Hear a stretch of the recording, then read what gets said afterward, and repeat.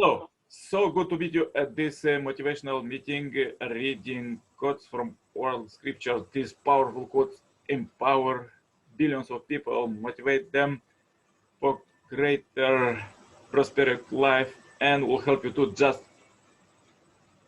read them and practice. We're reading this holy book from the beginning. Please find all the chapters at our Message to Billions channel. And as we analyze the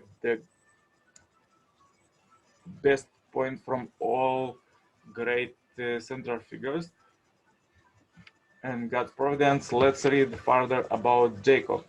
Jacob is one of the most victorious figures in the Bible and one of the most problematical.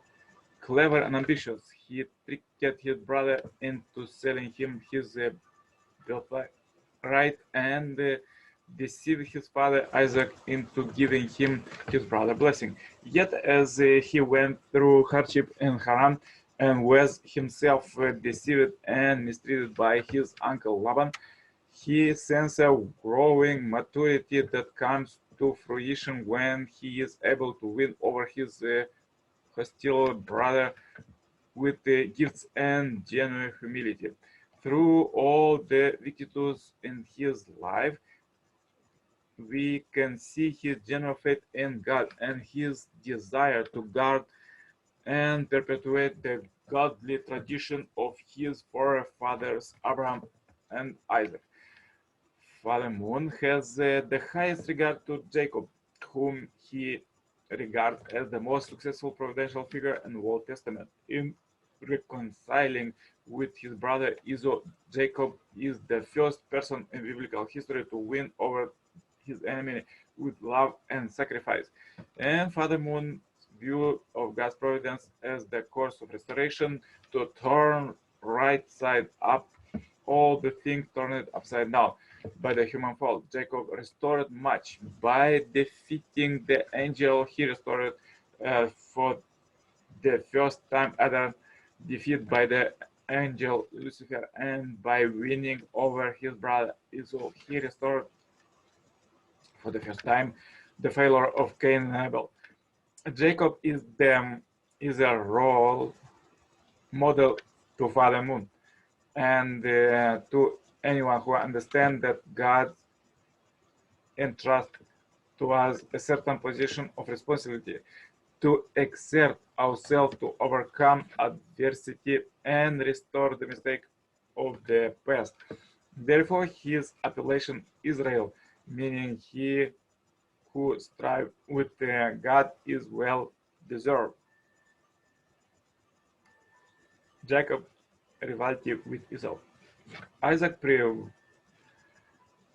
to the Lord for his wife because she was barren, and the Lord granted his prayer, and Rebekah, his wife, conceived. The children struggled together within her, and she said, "If it is thus, why do I live?" So she went to eunuch of the Lord, and the Lord said to her, "The two nations are in your womb, and two people born of you shall be divided. The one shall be stronger than the other. The elder shall serve the younger." When her days to be delivered were fulfilled, behold, there were twins in her womb. The first came forth red, well, with his body like a hairy mantle. So they called his name Esau.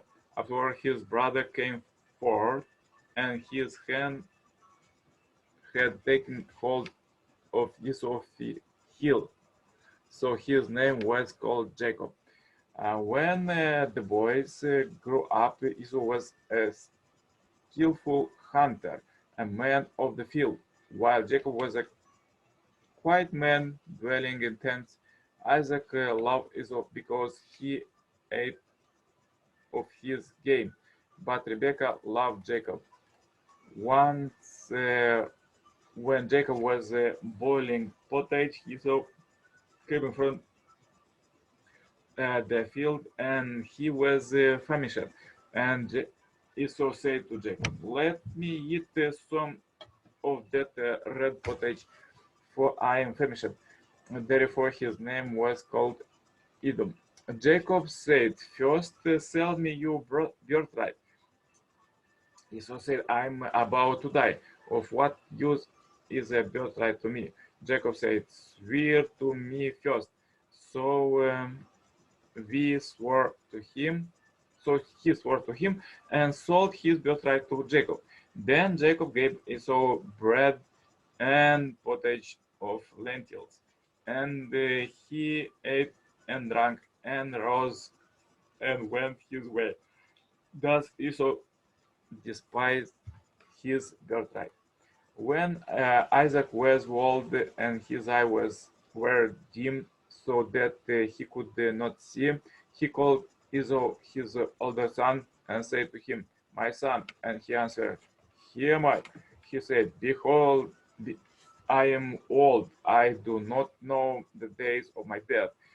Now then, take your weapons, you quiver and you bow, and go out to the field and hunt game for me, and prepare for me savory food such as I love, and bring it to me that I may eat, and that I may bless you before I die."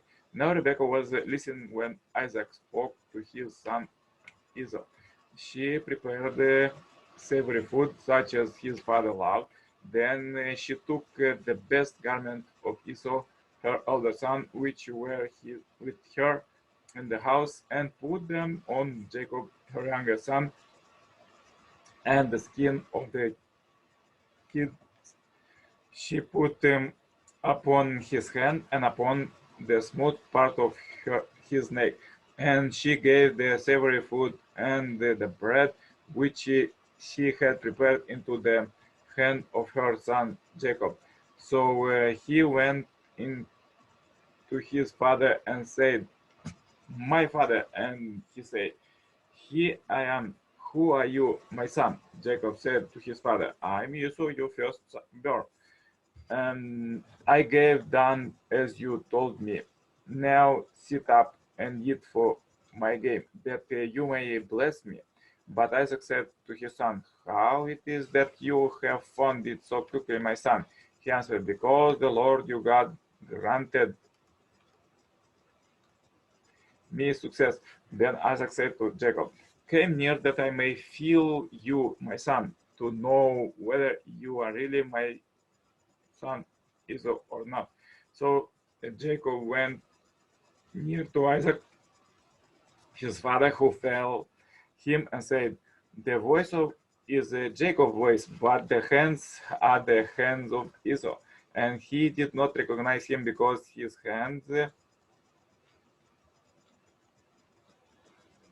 were hairy like his brother Esau's hands. So he blessed him. He said, "Are you really my son Esau?" He answered, "I am." Then he said, "Bring it to me that I may eat of my son's game and bless you." So he brought it to him, and he ate, and he brought him wine, and he drank. Then his father Isaac said to him, "Come near and kiss me, my son." So he came near and kissed him, and he smelled the smell of his garments and blessed him and said, "See, the smell of my son is as the smell of a field which the Lord has blessed. May God give you of the dew of heaven and of the fatness of the earth and plenty of grain and wine. Let people serve you. The nation bow down to you. Be Lord over your brothers, and may your mother's son bow down to you. Cursed be everyone who curses you, and blessed be everyone who bless you. Now Esau hated Jacob because of the blessing which his father had blessed him, and Esau said to himself, The days of mourning of my father are approaching. Then I will kill my brother Jacob. But the words of Esau, her elder son, were told to Rebekah. So she sent and called Jacob, her younger son, and said to him, "Behold, your brother Esau comfort himself by planning to kill you. Now, therefore, my son, obey my voice. Arise, flee to Laban, my brother in Haran, and stay with him a while until your brother's foray turns away." Further, let's read quote from the second coming Messiah, Father, Son, and Moon. What happened as a result of the fall in the Satan's is that Satan's son Cain was born as the elder son. Therefore, God had to replace the elder son with the younger one. Otherwise, there would be no way for God's will to be bequeathed to further generation. Hence, God had to set up a dispensation of conflict between brothers, which happening in the lives of Jacob and Esau. In God's word, it is the elder son, not the younger, who is to receive the blessing and inheritance. Thus, unless Jacob, as the second son, first gains the birthright and takes the position of the elder son, he is not qualified according to the standard of the principle to receive God's blessing. What was Jacob's wisdom? Knowing that his elder brother Esau was hungry, he bought the birthright from him in exchange for some pottage of land. By this purchase, he was entitled to receive the inheritance of the elder son from his father, even if his father opposed or he had to deceive him to acquire it. It was inevitable that God set up this situation to restore through indemnity what was lost at the fall. Jacob thought, "Is I am servant several times more persistent than my elder brother, and I am better than my siblings in serving God, my father and my mother, then I can win the position of the elder son." It was logical for Jacob to believe that if he were better than Esau in attending God, his parents, siblings, and the kinsfolk, they would want to place him in the position of the elder son and support him. Jacob was wise. He envisioned this goal from the beginning and fought with this objective in mind all the way to the end. Esau, on the other hand, was only looking at his immediate situation. Jacob deceived his father by wearing a goatskin